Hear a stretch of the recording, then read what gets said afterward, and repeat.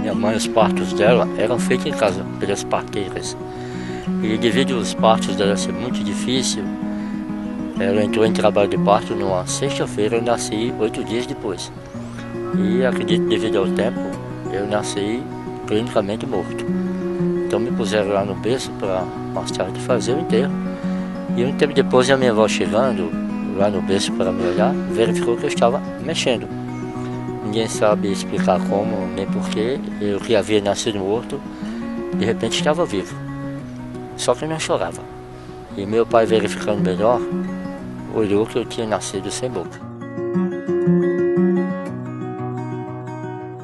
Então os médicos examinaram e foram unânimes em dizer que nada podia ser feito. Que meu pai fosse para casa e aguardasse eu morrer de fome.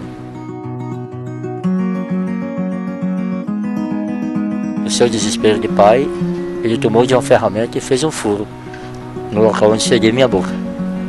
E ali ele me alimentava com uma bombinha e consegui então sobreviver por 3 meses, quando ele encontrou um dos médicos que havia me examinado. E o médico perguntava se ele estava conformado com a minha morte. Ele disse que eu não teria morrido. O médico, muito admirado, resolveu fazer então a cirurgia. Pensava ele que fosse só a gengiva, que era fechada.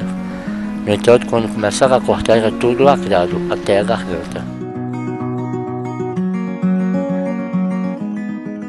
Eu teria que fazer outra cirurgia quando completasse 7 anos de idade, porque eles verificaram que eu não tinha língua.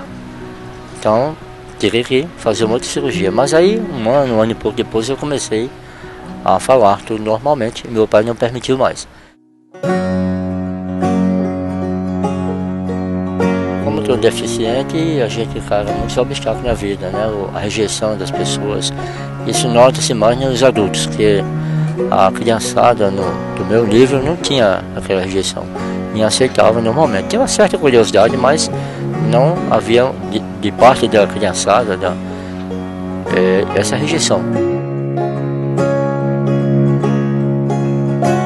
Tenho 2 filhas, uma com 30 anos, outra com 26. Graças a Deus consegui formar as 2. Estão trabalhando e com a sua vida encaminhada. Bom, abriam-se as inscrições, a gincana com obstáculo, corrida com obstáculo, e eu me inscrevia.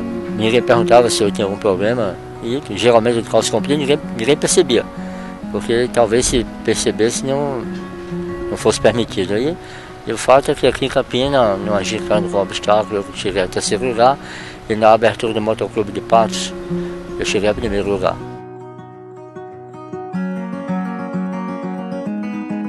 Eu queria ter uma profissão que eu pudesse me manter. Apesar de meu pai, ele era um profissional liberal e dava um certo apoio, mas eu queria ter a minha profissão. Foi quando eu busquei o Senai e fui aceito aqui e estou até hoje.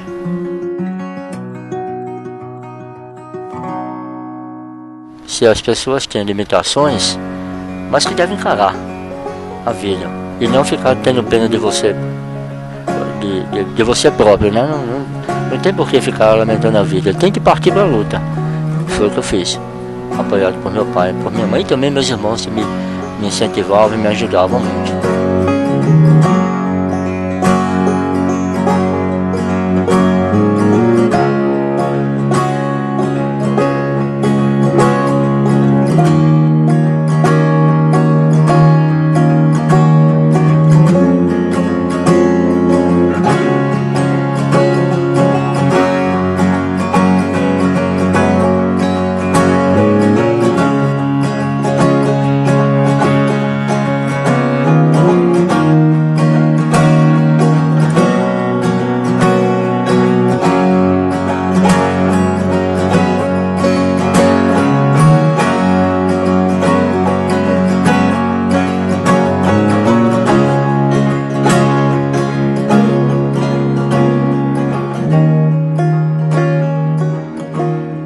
Para você olhar para alguém e dizer que não é capaz, você precisa antes de tudo deixá-lo tentar.